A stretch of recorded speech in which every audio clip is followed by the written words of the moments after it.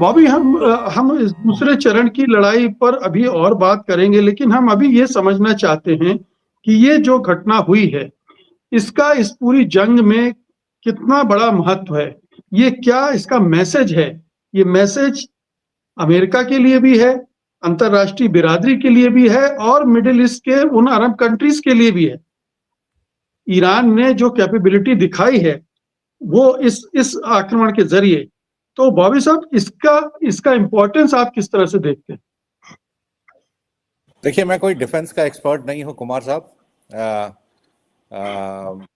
लेकिन जो ये कैपेबिलिटी तब दिखाई है जब डोनाल्ड ट्रंप कम से कम जो है 1 दर्जन बार ये क्लेम कर चुके हैं कि ईरान की एयर डिफेंस की सारी कैपेबिलिटीज जो हैं हमने ध्वस्त कर दी हैं, हमने डैमेज कर दी हैं।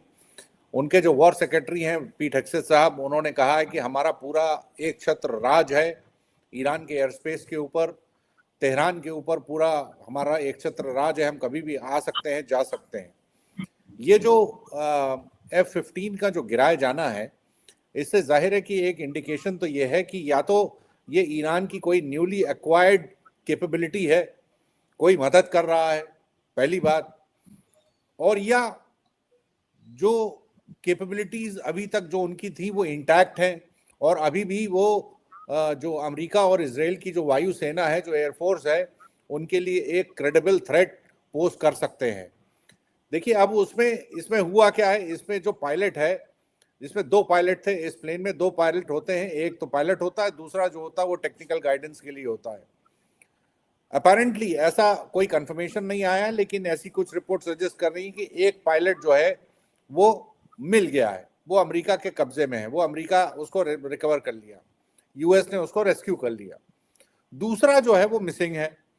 ईरान ने अभी तक कोई स्टेटमेंट इशू नहीं किया है ऑफिशियल कि क्या वो मिसिंग अमेरिकन पायलट इनके कस्टडी में है या नहीं है।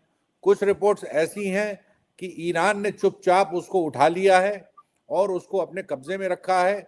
अब उसकी जो भी डीब्रीफिंग करें, उससे जो भी उससे इंफॉर्मेशन ले सकते हैं लेंगे, और एक मौके पे आके फिर ये अनाउंस करेंगे कि साहब आपका पायलट जो है हमारे पास होगा। देखिए, अमेरिकन पीओडब्ल्यू जो होता है, प्रिजनर ऑफ वॉर, एक बहुत मेजर, एक ग्लोबल वॉर में, ग्लोबल उसमें कॉन्टेक्स्ट में एक सुपर पावर अमेरिका का एक पीओडब्ल्यू होना एक बहुत मेजर एक इशू है, एक मेजर हेडेक बन सकता है डोनाल्ड ट्रंप के लिए। ईरान ने पहले भी देखिए 79 से लेके लोगों इस तरह से अमेरिकन की कस्टडी लेके बहुत मेजर कंसेशंस लिए हैं, चाहे वो एक्टिविस्ट हों, चाहे वो जर्नलिस्ट हों, चाहे वो दूसरे लोग हैं। कई बार स्विट्जरलैंड के मीडिएशन से इन लोगों ने फिर ईरान ने उनको छोड़ा है और उसके बदले में मेजर कंसेशंस अमेरिका से लिए हैं। ये अगर कस्टडी इसकी अनाउंस करते हैं तो इस वॉर का एक मेजर टर्निंग पॉइंट होगा। आने वाले जो सॉटीज हैं, देखिए आज के जो फॉर एग्जांपल जो आज जो हमले हुए हैं, 6 ईरान का कहना है कि उनके 6 पेट्रोकेमिकल कॉम्प्लेक्सेस पे हमले हुए हैं, तो वो सारे के सारे जो हमले थे वो एयर टू सरफेस मिसाइल पे थे, समझे आप। अभी तक जितने भी बड़े जो हमले किए हैं ईरान के ऊपर अमेरिका और इजराइल ने, वो एयरफोर्स के द्वारा ही किए गए हैं। जो सरफेस टू सरफेस मिसाइल्स जो हैं उसका इतना ज़्यादा इस्तेमाल नहीं किया गया है। उसकी एक वजह यह है कि जो उनकी जो लॉन्च कैपेबिलिटीज़ हैं वो थोड़ा सा कम हुई है, क्योंकि एयरक्राफ्ट कैरियर जो है वो उनको पीछे हटना पड़ा है ईरान के मिसाइल के अटैक से। तो मुझे ऐसा लगता है कि ये जो डेवलपमेंट है, जिससे F-15 का गिराया जाना, उसके बाद एक उनका F-10 जहाज है वो भी एक गिराया गया, 2 ब्लैक हॉक्स हैं उनको भी मारा है। हालांकि उसमें पूरी इंफॉर्मेशन नहीं आई है, ऐसा लगता है कि वो ईरानियन टेरिटरी से बाहर जो है वो निकलने में कामयाब हुए। बहरहाल झटका तो देखिए बहुत लंबा है।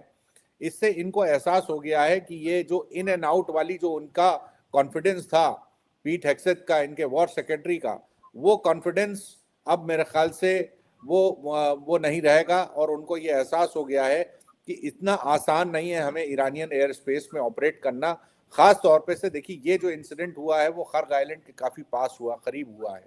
तो आगे अगर कोई ऑपरेशन होता है, कोई अगर एयर सपोर्ट, ये उम्मीद रखते हैं कि हमारी ग्राउंड असॉल्ट अगर हम करते हैं तो उसको एयर सपोर्ट दिया जाएगा, तो उनको कम से कम इस बात के बारे में सोचना पड़ेगा कि वहां पे इनकी एयर डिफेंस की कैपेबिलिटी अभी भी मौजूद है। जी प्रोफेसर कुमार।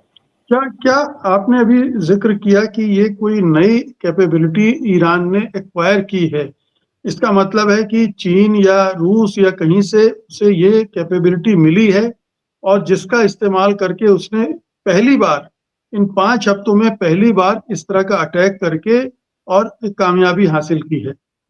क्या इसके पहले इस तरह के अटैक करने किए हैं और नाकाम रहा है, इसकी कोई सूचना है या पहली बार ही ये इसका इस्तेमाल हुआ है?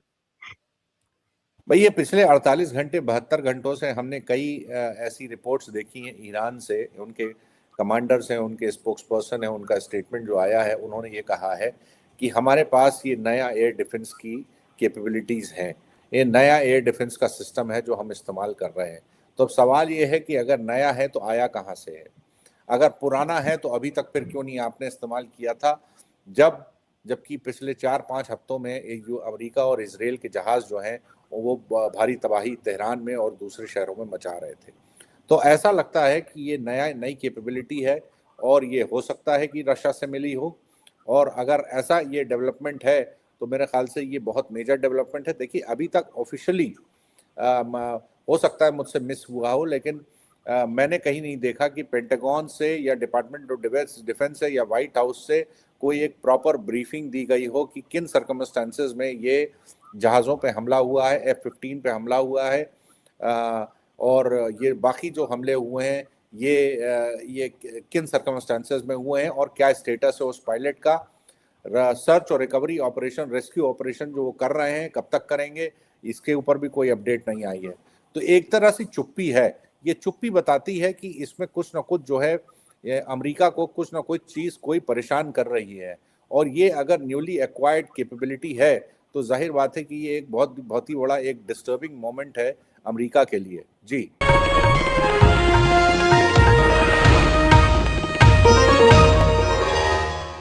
Copyright disclaimer under Section 107 of the Copyright Act 1976. Allowance is made for fair use for purposes such as criticism, comment, news reporting, scholarship, and research. Fair use is a use permitted by copyright statute that might otherwise be infringing.